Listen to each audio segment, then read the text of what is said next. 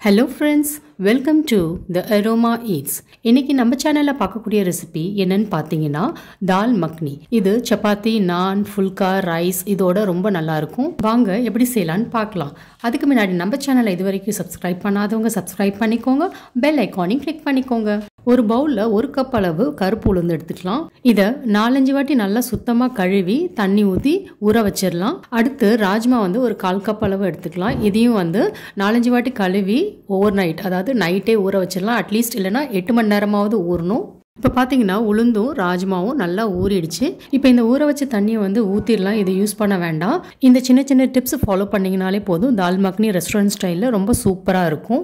இப்போ இந்த 2 தாலையும் ப்ரெஷர் குக்கரில் சேர்த்து 4 கப் அளவு தண்ணி சேர்த்துக்கலாம்.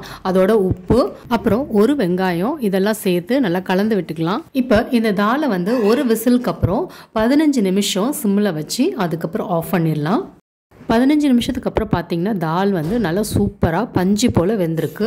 அடுத்து ஒரு கடாய் எடுத்துக்கலாம். அதில் 50 கிராம் அளவு பட்டர் சேர்த்துக்கலாம். இந்த பட்டர் நல்லா உருகினதுக்கு அப்புறம் தனி மிளகாய் தூள் இல்லைன்னா காஷ்மீரி மிளகாய் தூள் இது வேணாலும் சேர்த்துக்கலாம். 1 டேபிள் ஸ்பூன் அளவு சேர்த்து நல்லா 30 செகண்ட் நல்லா வதக்கிக்கலாம்.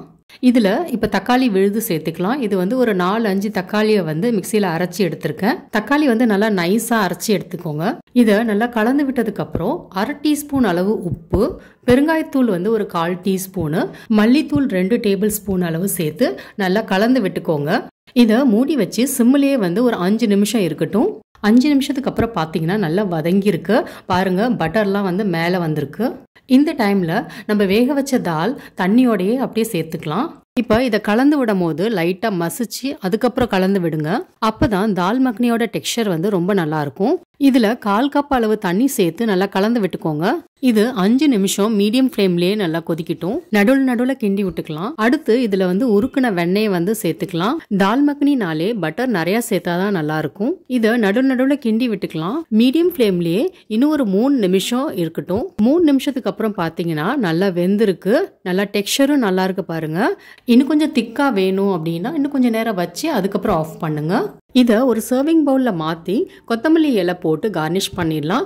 இதுக்கு மேலே ஃப்ரெஷ் க்ரீம் போட்டு நம்ம சர்வ் பண்ணிடலாம். சுவையான ரெஸ்டாரண்ட் ஸ்டைல் தால் மக்னி ரெடி. இந்த ரெசிபி உங்களுக்கு பிடிச்சிருந்துச்சுன்னா கண்டிப்பாக உங்கள் ஃப்ரெண்ட்ஸ் ஃபேமிலியோட ஷேர் பண்ணுங்க. என்னோட சேனலை இது வரைக்கும் சப்ஸ்கிரைப் பண்ணாதவங்க சப்ஸ்கிரைப் பண்ணிக்கோங்க. பெல் ஐகானையும் கிளிக் பண்ணிக்கோங்க.